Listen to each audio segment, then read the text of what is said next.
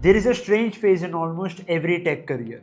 You are experienced enough to know the industry but not experienced enough to feel secure in it. And that's where most professionals get stuck. In this video, we are joined by Rituraj, a data scientist at Adobe and an ex Amazon, who has mentored thousands of learners across different stages of their careers. And according to him, the biggest challenge today isn't just learning new skills, it's learning how to position yourself, communicate your value, and navigate career transitions strategically. This conversation is packed with practical insights that most professionals only learn after multiple failures. So, come, let's get into it. So, can you please brief me about your professional journey so far? So graduated in 2020, electrical engineering. Then I joined Amazon, worked there for almost 4 years, two different roles. First started as BA, then BIE. Yeah, Last year I joined Adobe.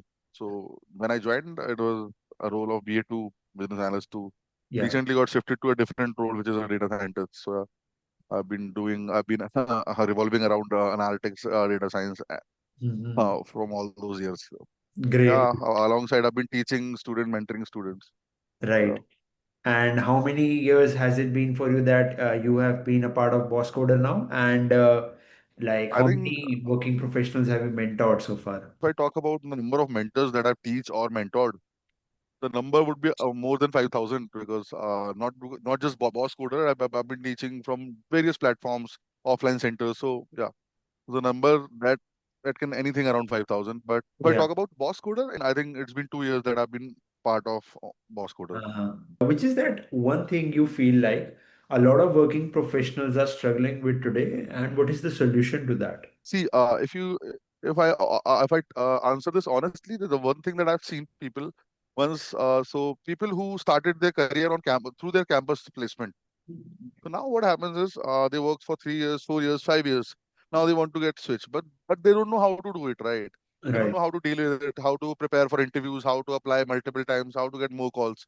This is a very genuine problem that I've seen through working professionals. People are doing good work, people are good with their work, but either they don't have confidence that they will get through it, either they don't know how to apply, how to build a good resume, how to keep applying till you get the call, either they don't know how to present themselves, how to present their work in interviews. So all those things that is the biggest problem that I've seen throughout the people who are working. This problem I've seen with people who are having 2 years of work experience, and the same problem I've seen with people who have 5 years or 6 years of experience. Till the time they don't do complete their first switch, I've seen this problem with working professionals. And what is the solution then? First step is get your resume shortlisted and get interview calls Hmm. in order to convert one role. Hmm. Hmm. Hmm. Right. So once you start getting calls, you know how to leverage Naukri, you know how to ask for referrals, you know how to apply multiple times without even without getting tired or getting hopeless. Right. So once you start getting calls, once you start getting traction on your Naukri profile, then comes your technical preparation for interviews and your ability to your explain what exactly you have been doing from last 2 or 3 years in your current role, right? So Correct. this is the second part where then you are getting interviews. So you should know how to phrase your introduction so that you can navigate your interview in your way, right? You should know how to present your work. You should know how to communicate your whatever you have done in those 3 years, and obviously the technical expertise. Whether it is if I talk about the data science role, so you should know the Python. They will be grilling you with Python. They will be grilling you in SQL. That is Hmm. a different part altogether, right? Once you know your technical once you know your technical thing is sorted, you should know how to present yourself, how to explain your work, how to explain your projects.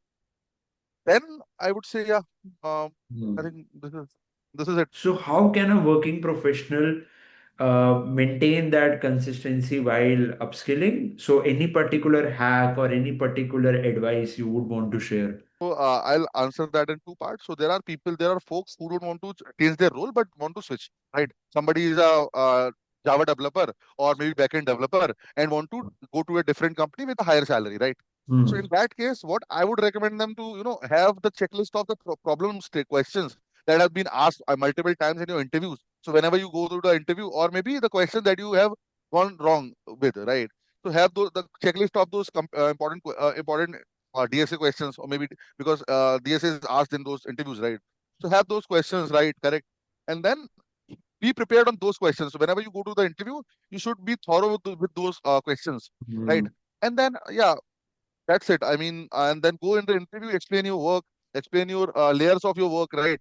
And then obviously you have to do the DSA part also. So when you get the DSA round or maybe a problem solving round, then because you have gone through all those problems which you have created in all those years of preparation, I think that will be the best part. Now the problem, the second kind of people that I've seen is working in a role and they want to change their role. Now people do it by two ways. They either they go right, that they say that I was working as this as this on this role. Now I want to switch into that role. I won't recommend that, right? Because if because the market is as such that there are ample of candidates, right, for this from the similar role. Why would somebody take you from a different role? The ideal way to go with it is you have to bluff in a manner, or you have to manipulate your work experience in a manner that you are already working in that particular role, right? Right. So when you say that, but again the second challenge would be, how would you justify it? You will justify it and back it by your knowledge, whatever you have learned, and whatever the additional project that you have created.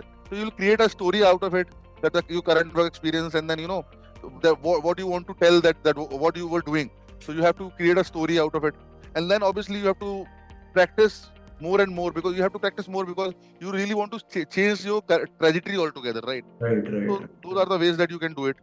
So that was the session with Rituraj, and I think one of the things that has become very clear is that career growth today is not just about learning more skills. It's also about how you present yourself, how consistently you prepare, and how strategically you approach opportunities. Because in today's market, being good at your job alone is not enough. You also need to know how to position your experience the right way. So, I'd love to know, what was your biggest takeaway from this conversation? Let me know in the comments below. And if you want more such mentor-led sessions, make sure to like, share, and subscribe to the channel. Thank you so much for watching this video. I'll see you in the next one.